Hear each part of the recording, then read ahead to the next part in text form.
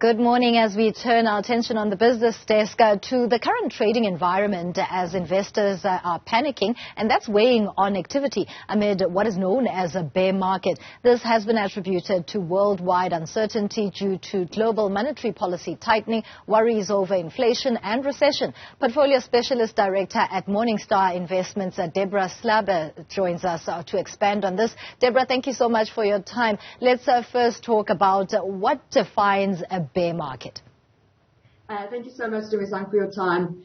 So a bear market, the official definition is if you look at a broad market index when it sells off by 20% or more from its recent highs.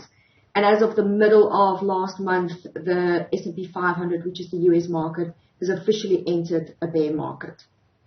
What are the contributing factors then when we simplify the definition of a trading environment that is uncertain, that is uncomfortable, that has investors panicked and described as a bear market?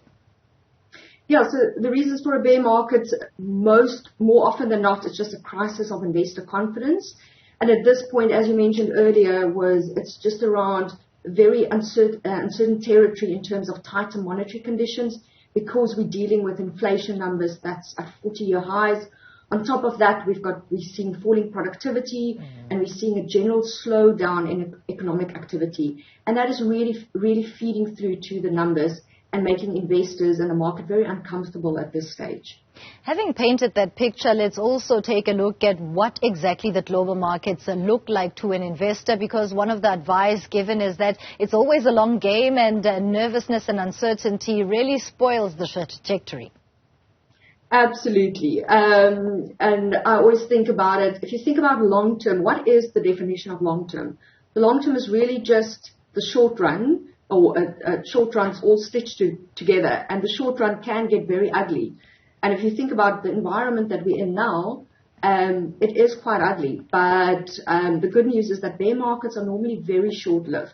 They actually historically only last about less than a year, actually. Less than a year, you say, and we've had unprecedented times with the economic impact of the global COVID-19 pandemic. And once we're trying to find our feet as the world economy, then we have these worries of rising inflation, and they are bringing in worries over recession worldwide. Let's then discuss how really investors should be looking at this particular period, because it's definitely not similar to the 2008 slowdown that we saw. It's definitely not similar. The factors that's driving markets at the moment are different. But Howard Marks once said very wise words, and he said the most dangerous thing that you can say in investing is this time it's different. From a bear market perspective, if you think you're an investor and you've got about a 50-year investment lifespan, if I can call it that, you are going to live through about 14 bear markets. That's very normal. It's quite a lot of bear markets to deal with.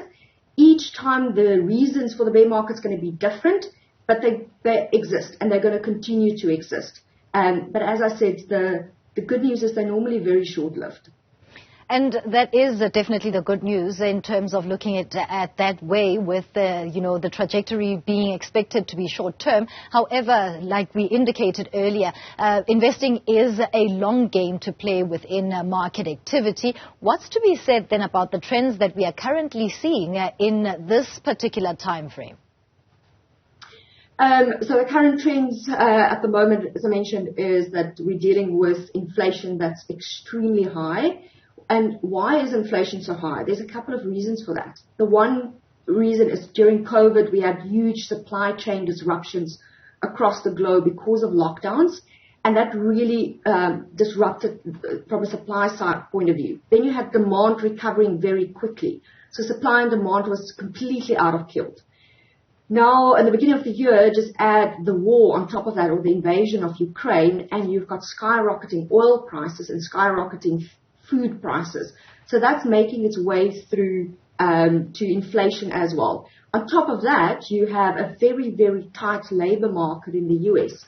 What does it mean? It means it puts a lot of pressure on wages, because there's just simply too many jobs available for the amount of people that's in the US currently.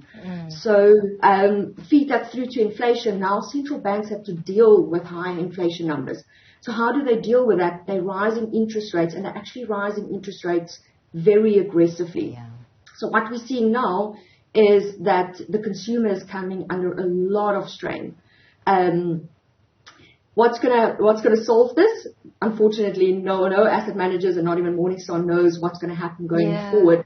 But what we do know is that at some point inflation is going to peak, and we're going to start seeing an ease of monetary policy. Whether that happens later this year, whether that happens next year, at the end of the day, that's really a good sign that we are looking for.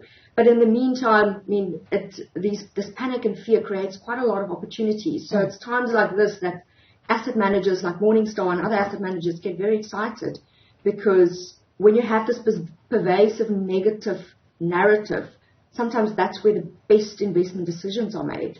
And that's where my interest lies, Debra. Pardon me for interjecting, because I want to ask about, the gems that exist within the fibers of an uncertain market, a bear market. It becomes quite intriguing, because investors are then looking for new opportunities to change this narrative. Where do those lie? Where are the trends in terms of how investors are responding to the current climate? Yeah, so we've seen huge sell-offs on a broad basis across the globe. The only place where you really could make money over the last couple of months was in energy, because energy prices soared. Everything else became a whole lot cheaper than it was 6 months ago. If you think about SA equities, I mean, from a Morningstar perspective, it's the first time in a long time that SA equities are trading very attractively again, commodities, industrials, as well as financials.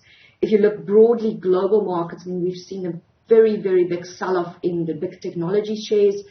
They're not as cheap as chips, but they're much cheaper than they were a couple of months ago. We are seeing opportunities in healthcare, which is a lot more defensive in nature. They're not as tied to the cyclicality of an economy. We quite like financials. I mean, and you said it earlier, unlike 2008, financials or banks are very well capitalized. It's very different than it was in 2008. And now we've seen banks actually sell off quite aggressively globally. So that's also a great opportunity. If you look at South Africa and South Africa government bonds, it's trading at yields that beats inflation by about 5%. So that's very, very attractive for us. We'll leave it on that good note. That's Debra Slabber speaking to us about investors navigating this bear market. So there are silver linings.